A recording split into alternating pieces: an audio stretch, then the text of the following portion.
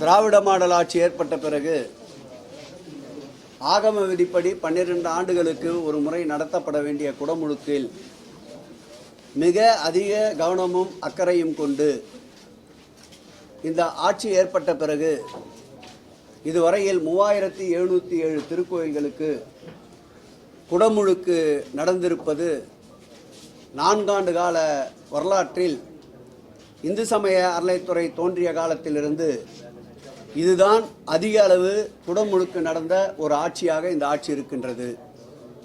அதோடு மட்டுமல்லாமல் தமிழகத்திலே இருக்கின்ற 74,000 திருக்கோயில்களில் முதுநிலை கோயில்கள் என்று பட்டியலிடப்பட்டிருக்கின்ற 49 திருக்கோயில்களுக்கு குடமுழுக்கினுடைய ஆகம விதிப்படி 12 ஆண்டுகள் நிறைவுற்ற திருக்கோயில்களை குடமுழுக்கு என்ற இலக்கினை நோக்கி இந்த அரசு பயணித்துக் கொண்டிருக்கின்றது. அந்த வகையில் அருள்மிகு பழனி தண்டாயுதபாணி திருக்கோயில் என்றாலும் சரி, அருள்மிகு திருச்செந்தூர் பாலதண்டாயுதபாணி திருக்கோயில் என்றாலும் சரி, முருகனின் முதல் படை வீடான திருப்பரங்குன்றம் முருகன் திருக்கோயில் என்றாலும் சரி, இந்த ஆட்சி ஏற்பட்ட பிறகுதான் இந்த திருக்கோயில்கள் குடமுழுக்கு கண்டிருக்கின்றது என்பதை மகிழ்ச்சியோடு தெரிவித்துக் கொள்கிறோம். அந்த வகையில் 2009ஆம் ஆண்டு நடைபெற்ற அருள்மிகு மீனாட்சி சுந்தரேஸ்வரர் திருக்கோயிலுக்கு குடமுழுக்கினை விரைவுபடுத்த மாண்புமிகு முதலமைச்சர் அவர்களிடம் பக்த கோடிகள் வைத்த கோரிக்கைக்கு ஏற்ப இந்த திருப்பணிகளை விரைவுபடுத்தி குடமுழுக்கை விரைவாக நடத்த வேண்டும் என்பதற்காக இன்றைக்கு இந்த மாவட்டத்துடைய அமைச்சர் அன்பிற்கினிய ஆன்மீக செம்மல் என்று போற்றப்படுகின்ற அண்ணன் மூர்த்தி அவர்களும், இந்த திருக்கோயிலுடைய அறங்காவலர் குழு தலைவர் அன்பிற்கினிய ருக்மணி தியாகராஜன் அவர்களும், இந்த மாவட்டத்துடைய ஆட்சியாளர் பிரவீன் அவர்களும், எங்கள் துறையினுடைய ஆணையாளர் அன்பிற்கினிய ஸ்ரீதர் அவர்களும், மதுரையினுடைய மாநகராட்சி ஆணையாளர் அன்பிற்கினிய சித்ரா அவர்களும், அதேபோல் எங்களுடைய தலைமை பொறியாளர் மற்றும் திருக்கோயிலுடைய இணையாளர்கள் ஒன்று கூடி இன்றைக்கு அறங்காவலர் குழு உறுப்பினர்களோடு இணைந்து இந்த திருக்கோயிலுடைய குடமுழுக்கு பணிகளை விரைவுபடுத்துவதற்கு இன்றைக்கு திட்டமிட்டிருக்கின்றோம். அந்த வகையில் திருக்கோயிலில் ஏற்றுக்கொள்ளப்பட்ட பணிகள் 186 பணிகள். மொத்தமாக இந்த பணிகளுடைய மதிப்பு 23,70,00,000 ரூபாய். இதில் திருக்கோயில் நிதி என்று எடுத்துக்கொண்டால் 117 பணிகள் 8,90,00,000 ரூபாய் செலவில் திருக்கோயில் நிதியிலிருந்து செலவிடப்படுகின்றது. உபயதாரர் நிதி என்று எடுத்துக்கொண்டால் 69 பணிகள் 14.80 கோடி செலவிலே மேற்கொள்ளப்பட்டு வருகின்றன. இந்த பணிகள் அனைத்துமே டிசம்பர் மாதத்திற்குள் இறுதி வடிவம் பெறப்படும். இதில் குறிப்பிட்டு சொல்ல வேண்டிய பொருள், வீர வசந்தராயர் மண்டபம் 2018ஆம் ஆண்டு பிப்ரவரி மாதம் ஒரு தீ விபத்தினால் அந்த மண்டப கட்டுமான பணி குலைந்திருக்கின்றது. அந்த வீர வசந்தராய மண்டபத்திற்கு தேவைப்படுகின்ற கல்களை எடுக்கின்ற பணி தொய்வு ஏற்பட்டதை உள்ளபடியே ஒத்துக்கொள்ள வேண்டும். ஏனென்றால் ஒரே நீளமாக 15 அடிக்கு கல் தேவைப்படுகின்றது. அந்த கல் கோரைகளிலே கிடைப்பது சற்று கடினமாக இருந்தது. தற்போது அந்த கல்கள் எடுக்கின்ற பணியும் தற்போது தொடர்ந்து நடந்து வந்து கொண்டிருக்கின்றன. அந்த வகையில் இந்த பணிக்கு தேவைப்படுகின்ற ஒட்டுமொத்தமான தூண்கள் 79 தூண்கள். இதுவரையில் நிர்மாணித்திருக்கின்ற தூண்களுடைய எண்ணிக்கை 18 தூண்கள் இதுவரையில் நிர்மாணிக்கப்பட்டிருக்கின்றன. இந்த வீரவசந்தராய மண்டபத்துடைய ஒட்டுமொத்தமான இந்த பணிகளுக்குண்டான தொகை 35,30,00,000 ரூபாய் செலவில் இந்த பணிகள் மேற்கொள்ளப்பட்டிருக்கின்றன. இன்னும் இந்த தூண்களுக்குண்டான வரவேண்டிய தூண்கள் 61 தூண்கள் இன்னும் தயார் செய்ய வேண்டிய நிலையில் இருக்கின்றன. இந்த 61 தூண்களில் 35 தூண்கள் ஏற்கனவே வரப்பெற்றிருக்கின்றன.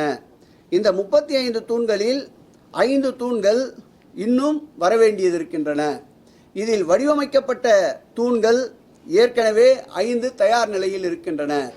இன்னும் வரவேண்டிய தூண்கள் 21 தூண்கள் இருக்கின்றன. 10 தூண்கள் தயார் நிலையிலே இருக்கின்றது. 2 நாட்களில் அந்த தூண்கள் வந்துவிடும். மீதம் இருக்கின்ற 11 தூண்கள் இந்த மாதம் 15ஆம் தேதிக்குள் இந்த பணிகள் நடைபெறுகின்ற இடத்திற்கு வந்து சேரும் என்று பொறியாளர்கள் குறிப்பிட்டிருக்கின்றார்கள். அந்த வகையில் இந்த தூண்கள் அனைத்தும் வந்து சேர்ந்த பிறகு இந்த பணிகள் நிறைவுற்றவுடன் எப்படி இருந்தாலும் பிப்ரவரி மாதத்திற்குள் குடமுழுக்கு நிறைவு பெறும். வீரவசந்தராயர் மண்டபத்தை தவிர்த்து குடமுழுக்கு நடத்தலாமா என்பதை குடமுழுக்கிலே தேர்ச்சி பெற்ற நம்முடைய பிச்சை குருக்கள், செல்வம் குருக்கள், ராஜா பட்டர் போன்றோடு கலந்து ஆலோசித்து வீரவசந்தராயர் மண்டபத்தை தவிர்த்து குடமுழுக்கு நடத்தலாம் என்றால் டிசம்பர் மாதமே நடத்திவிடுவோம். அல்லது வீரவசந்தராயர் மண்டபத்தோடு சேர்த்துத்தான் குடமுழுக்கு நடத்தப்பட வேண்டும் என்றால் நிச்சயமாக பிப்ரவரி மாதத்திற்குள் இந்த குடமுழுக்கு பணிகள் நிறைவு பெறும் என்பதை தெரிவித்துக் கொள்கிறேன்.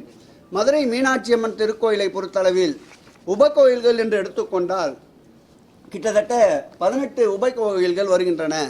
இந்த 18 உபகோயில்களில் 9 திருக்கோயில்களுக்கு ஏற்கனவே குடமுழுக்கு நடத்தப்பட்டிருக்கின்றன. இந்த ஆண்டு 11ஆவது மாதத்திற்குள் மேலும் 4 உபகோயிலுடைய குடமுழுக்கு நிறைவு பெற இருக்கின்றன. ஒட்டுமொத்தமாக இந்த மீனாட்சி அம்மன் திருக்கோயிலுடைய உபகோயில்களில் அனைத்து உபகோயில்களும் பிப்ரவரி மாதத்திற்குள் குடமுழுக்கு நடத்தப்படும் என்பதை மகிழ்ச்சியோடு தெரிவித்துக் கொள்கிறோம். இந்த ஆண்டு இறுதிக்குள் அல்லது பிப்ரவரி மாதத்திற்குள் அருள்மிகு மீனாட்சி சுந்தரேஸ்வரர் திருக்கோயிலுடைய திருப்பணிகள் நிறைவு பெற்று பக்தர்களுடைய மகிழ்ச்சியை இந்த குடமுழுக்கின் வாயிலாக இந்த ஆட்சிக்கு செலுத்துகின்ற ஒரு சூழலை உருவாக்குவோம். மாதத்திற்குள் ஏற்றுக்கொள்ளப்பட்டிருக்கின்ற 186 பணிகளும் நிறைவுறும். இன்னும் வரவேண்டிய கற்கள் 21 கற்கள் இருக்கின்றது. வீரவசந்தராயர் மண்டபத்திற்கு 10 கற்கள் தயார் நிலையில் இருக்கின்றன. மேலும் 11 கற்கள் இந்த மாதம் 11ஆம் தேதிக்குள் வந்து சேர்ந்துவிடும். அதோடு மட்டுமில்லாமல் ஏற்கனவே நிர்மாணிக்கப்பட்ட கற்கள் 18 தூண்கள் ஏற்கனவே நிர்மாணிக்கப்பட்டிருக்கின்றன. ஆகவே இந்த ஒட்டுமொத்த பணிகளுடைய கால அளவு என்ன என்பதை இன்றைக்குள்ளாக முடிவு செய்து சொல்வதாக சொல்லியிருக்கின்றார்கள். அதோடு சேர்த்து குடமுழுக்கு செய்ய வேண்டும் என்றால் பிப்ரவரி மாதம் நெருங்கும் என்று கணக்கிடப்பட்டிருக்கின்றது. வீரவசந்தராயர் மண்டபத்தை தவிர்த்து விட்டு குடமுழுக்கு என்றால் டிசம்பர் மாதத்திலேயே இந்த குடமுழுக்கு நிறைவு பெறும். அது நான் சொன்னேன், இந்த குடமுழுக்கிலே பிரசித்தி பெற்ற குருக்களான நம்முடைய பிச்சை குருக்கள், ராஜா பட்டர், செல்வம் போன்ற குருக்களோடு கலந்து ஆலோசித்து இதற்கு ஆகமங்கள் மற்றும் சாஸ்திர சம்பிரதாயங்கள் இடம்பெற்றால் அதற்குண்டான சூழலில் முடிவெடுப்போம். மாண்புமிகு முதலமைச்சர் அவர்களையும் கலந்து கொண்டு இறுதி முடிவை அறிவிப்போம். அப்படியே தான் ஒரு கட்டாயம் இல்லை. தேர்தல் அப்படி என்று வைத்துக்கொண்டால் நாடாளுமன்ற தேர்தல் கூட வந்து சென்றது. ஆட்சி பொறுப்பு வந்தவுடன் மாநகராட்சி தேர்தல் கூட வந்து சென்றது. தேர்தலுக்கும் எங்களுடைய ஆன்மீக பணிக்கும் சம்பந்தம் இல்லை.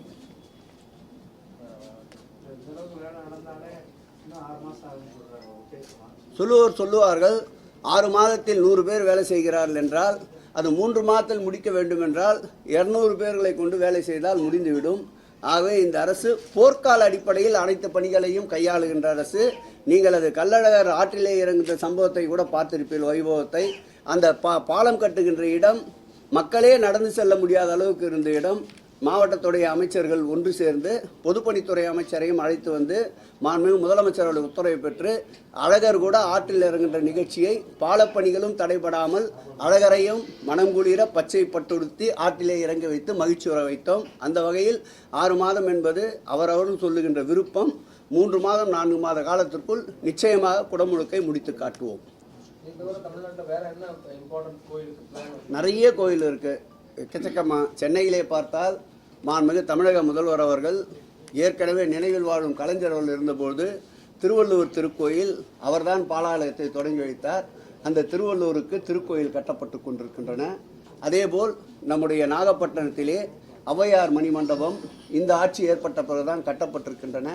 அதுபோல் பிரசித்தி பெற்ற திருக்கோயிலான பெருந்திட்ட வரைவு பணிகள் பழனி, நம்முடைய திருத்தணி போன்ற திருக்கோயில்களிலே இருக்கின்ற 19 திருக்கோயிலுக்கு பிரசித்தி பெற்ற திருக்கோயில்களுடைய பெருந்திட்ட வரைவு பணிகள் நடந்து கொண்டிருக்கின்றன. உங்களுக்கும் பசியாகி இந்த சாத்தியக்கூறுகள் ஆராய்ந்து தரப்பட்டிருக்கின்றன. அதற்குண்டான நம்முடைய இப்காட்டிடம் அந்த திட்டத்திற்குண்டான இறுதி வடிவத்தை கேட்டிருக்கின்றோம். அது வந்தவுடன் டெண்டர் கோரப்படும்.